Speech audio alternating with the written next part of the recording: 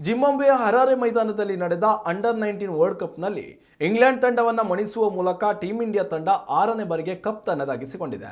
ಬರೋಬ್ಬರಿ 100 ರನ್ಗಳ ಅಂತರದಲ್ಲಿ ಇಂಗ್ಲೆಂಡ್ ತಂಡವನ್ನು ಮಣಿಸುವ ಮೂಲಕ ಹೊಸ ಇತಿಹಾಸವನ್ನೇ ಯುವ ಭಾರತ ಸೃಷ್ಟಿಸಿದೆ. ಮೊದಲು ಬ್ಯಾಟಿಂಗ್ಗೆ ಇಳಿದ ಭಾರತ ತಂಡ 50 ಓವರ್ಗಳಲ್ಲಿ 9 ವಿಕೆಟ್ಗಳ ನಷ್ಟಕ್ಕೆ 411 ರನ್ಗಳನ್ನು ಗಳಿಸಿತ್ತು. ಈ ಗುರಿ ಬೆನ್ನತ್ತಿದ ಇಂಗ್ಲೆಂಡ್ ತಂಡವನ್ನು ಕಟ್ಟಿಹಾಕಿದ ಭಾರತೀಯ ಬೌಲರ್ಗಳು 311 ರನ್ಗಳಿಗೆ ಆಲ್ಔಟ್ ಮಾಡಿಸಿದ್ರು. ಈ ಮೂಲಕ ಅಂಡರ್-19 ವಿಶ್ವಕಪ್ ಭಾರತೀಯ ಆಟಗಾರರ ಪಾಲಾಗಿದೆ. ಟೀಂ ಇಂಡಿಯಾ ಪರ ವೈಭವ್ ಸೂರ್ಯವಂಶಿ ಅಬ್ಬರದ ಬ್ಯಾಟಿಂಗ್ ಪ್ರದರ್ಶಿಸಿದರು. ವೈಭವ್ ಸೂರ್ಯವಂಶಿ ಕೇವಲ 80 ಎಸೆತಗಳಲ್ಲಿ 175 ರನ್ಗಳನ್ನು ಸಿಡಿಸಿದರು. ವೈಭವ್ ಅವರ ಈ ಇನ್ನಿಂಗ್ಸ್ನಲ್ಲಿ 15 ಸಿಕ್ಸರ್ಗಳು ಮತ್ತು 15 ಬೌಂಡರಿಗಳು ಸೇರಿದವು.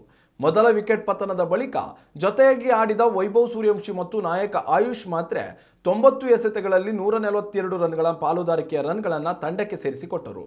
ಅತ್ಯುತ್ತಮ ಪ್ರದರ್ಶನ ನೀಡಿದ ಟೀಂ ಇಂಡಿಯಾ ಆಟಗಾರರು ವಿಶ್ವಕಪ್ನ ತವರಿಗೆ ತರುವಲ್ಲಿ ಯಶಸ್ವಿಯಾಗಿದ್ದಾರೆ.